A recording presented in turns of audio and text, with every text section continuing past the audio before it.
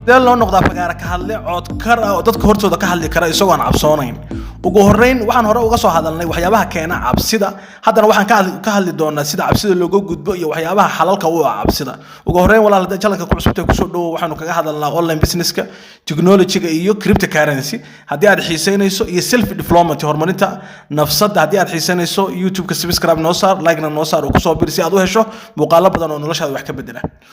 cabsida fagaara ka hadalku waa arrin dad badan ku dhacda nasiib wanaag waxay leedahay xalal cadcad oo shaqeynaya kuwa ugu muhiimsan waxaa ka mid ah qofku waxa laga rabaa inuu sameeyo diyaar garow fiican inta uu dadka ka horjeedin inuu diyaar garow sameeyo inuu soo diyaar garow laga doonaya waxa la rabaa si fiican uu u fahmo qodobka koox way diyaar garow in uu qofku intuusan dadka wax ka soo horjeedin waxa uu rabo dadka inuu ka horjeediyo inuu soo diyaarsan la rabaa diyaar garow fiican inuu soo sameeyo inuu si fiican u fahmo waxa uu ka hadlayo inuu qorto qodobada muhiimka ah marka muhiimka ah waxa uu ka hadlayo qodobada ugu muhiimsan inuu qorto inuu ku celceliyo dadka macnaha inuu ku celceliyo intuusan dadka la hortagin in haddii uu qof saaxiibkiisa heli karo ama taleefankiisa iskaga duubi karo inuu marka hore soo practice gareeyo oo wuxuu ku soo celceliyo marka diyaar garowgu waa waxyaabo qofka ka caawinaya marka inuusan dadka ka hor cabsan marka diyaar garow baa qodobka koowaad waxyaabo kale laga doonayo waxa ka mid ah qodobka labaad waxa weeye neefsasho iyo deganaan qofka markuu dadka soo hor istaago ugu horeyn intuusan hadalka bilaabin ama wixii uu soo diyaarsaday uu dadka ka horjeedin inuu neef qaato waxa la yiraahdaa neeftu waa waxyaabaha hoos u dhiga cabsida ayay ka mid tahay marka neef inuu qaato ama neef dheer inuu qaato ka hor uusan hadalka bilaabin neeftaasi marka waxay hoos u dhigaysaa hormoonadii kacsanaa ee sababaya qofku marka inuu dhidido ama wadnuhu inuu qaraacmo ama inuu jareeyo kale waxyaabihii keenayay ayay hoos u dhigaysaa marka inuu neef qofku qaato sidoo kale hadalkiisa deganaansho ku bilaabo waa muhiim iyaduna deganaansho inuu ku bilaabo oo qaab degan inuu wax ku bilaabo marka neefta waxa la yaabaa waxyaabo qofka xasiloonada uu ku dareemo tusaale neef qato dheer qofku tusaale ahaan inuu 3 goor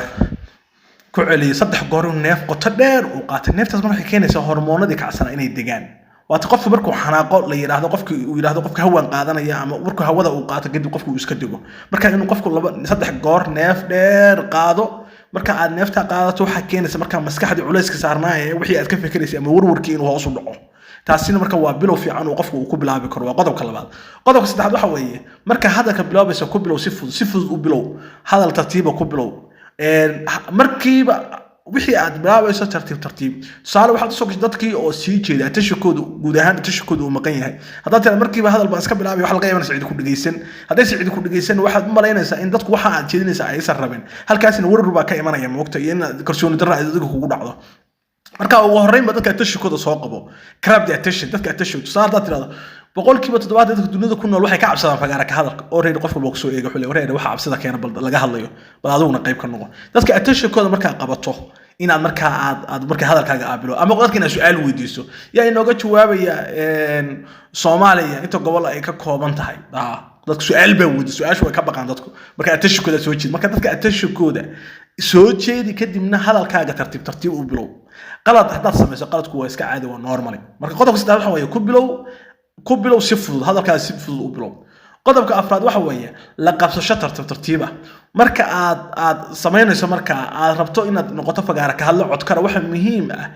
in si aad u noqoto inaad tartiib su'aale qofku haddaad tiraahdo adiga warigaaba dadka hor hadlin baan waxaan ka hadlayaa madal kun qof ay joogto aan ka hor hadlaya warigaana mikrofon qaadan way adkaanaysaa marka in dadka ka hor hadasho marka waxa muhiim ah tartiib arday baa tahay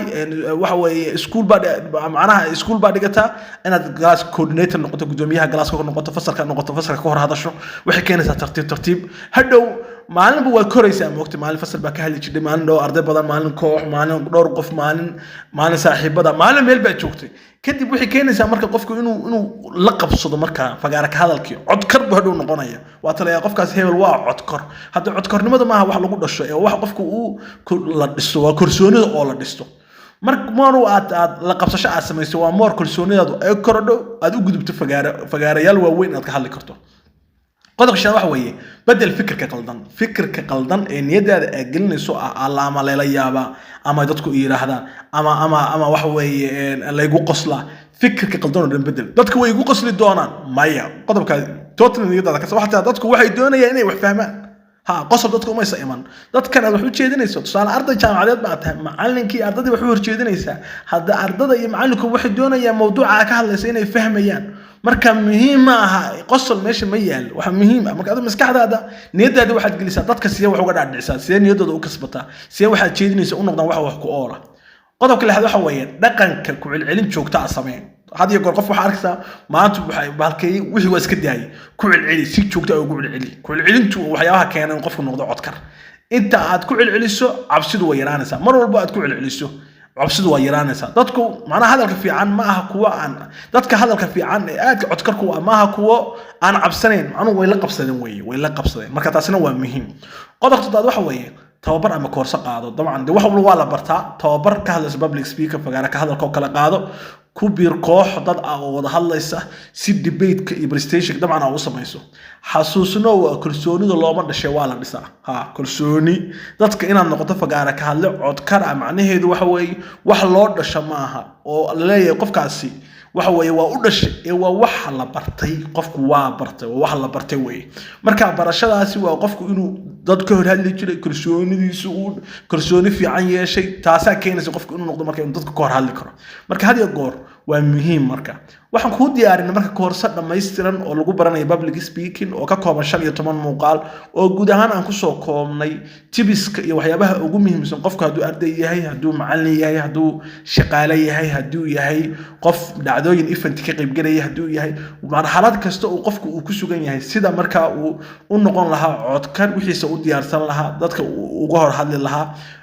guud ahaan aan ku soo koobnay runtii iyo qaybta labaad lagu baranayo sida presentation waxa aad jeedinaysa laftigiisa loo diyaarsado PowerPoint baa jira sida loogu diyaarsado oo loo sameeyo qodobada main pointiga hadii aad computer ku jeedinaysa qaabka loo diyaarsado hadii aadan markaa computer ku jeedinaysa sida main pointiga waxyaabaha muhiimka ah dabcan loo qorto